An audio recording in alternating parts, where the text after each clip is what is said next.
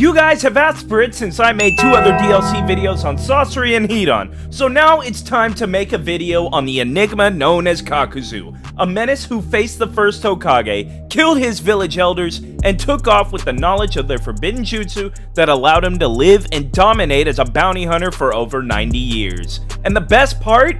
Range Class DLC!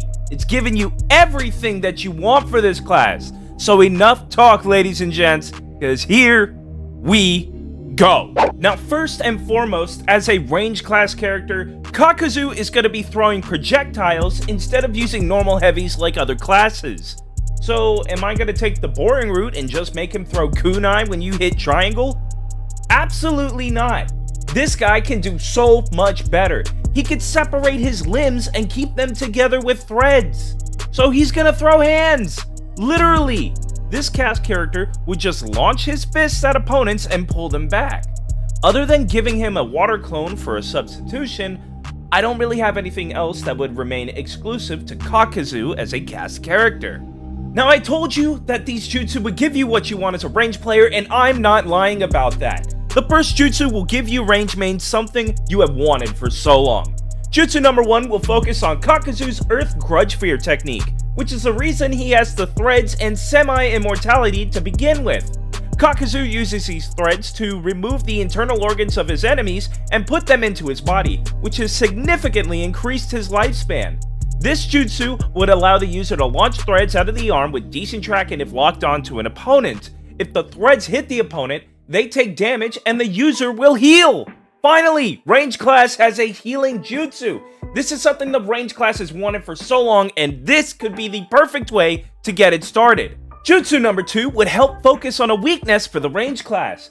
Kakuzu primarily uses Earth style, more specifically the Iron Skin technique. This causes his skin to grow much darker, but allows it to also be harder than diamond, which he has used to increase the impact of his attacks while also allowing him to shrug off most attacks with nearly no damage. For this jutsu, the user would take much less damage from incoming attacks while also having his basic attacks have a damage buff. This would last for a short amount of time and would give you a fighting chance if you have to fight up close due to an enemy targeting you to stop you from using long-range attacks on the enemy team. Your skin would be nearly black upon using the jutsu, but you also would have a sort of aura that could be noticeable as well. Cosmetic modders have ways to change their skin color into a black color that isn't in the game naturally, similar to how this technique would look while using it. So this aura would serve as a strictly cosmetic but a distinct identifier, so that way these cosmetic modders can't confuse you and make you ask if they are using the Iron Skin technique or not.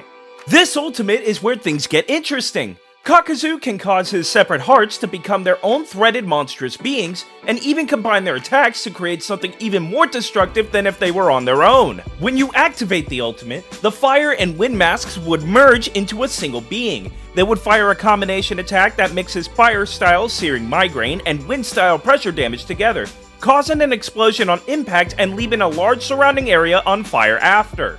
Enemies caught in the blast or in the fire would take on a burning effect that would slowly drain their health. The user can also activate the ultimate for a second time, which would cause the lightning mask to use lightning style false darkness, which creates a lightning spear to fire at your target. This attack would have a very long range but a narrow beam-like width, and if you hit anyone with this attack, it would instantly kill them. The 2 attacks are meant to be polar opposites used for different purposes. The fire and wind combination is meant to cover a wide area and hit a group of people all at once, while the lightning shot is meant to snipe people from a long distance, maybe hitting multiple people if they're all in a straight line. The fire from the first shot would also serve as a visual timer for the ultimate. The fire would only last for a short amount of time, and if you fail to use your second shot before the fire burns out, then the second shot is wasted. As for the VR training rewards, I feel I have a good lineup for this one. The 2 jutsu in the ultimate would give 3 slots easily. I feel like we could also have Kakuzu's long hair and his face covering hood and mask for optional hairstyles also. So that's 5 slots. Along with this, we can add the clothes he has under his cloak as a full body outfit and include the 4 masks on his back as an accessory. For the final custom reward, I feel that the title of Bounty Hunter could do nice since that's what Kakuzu is, even when he was with the Akatsuki. The final 2 slots would be filled with valuable and esoteric scrolls. This is the 3rd DLC concept video I made, and you guys are absolutely enjoying them as much as I do making them.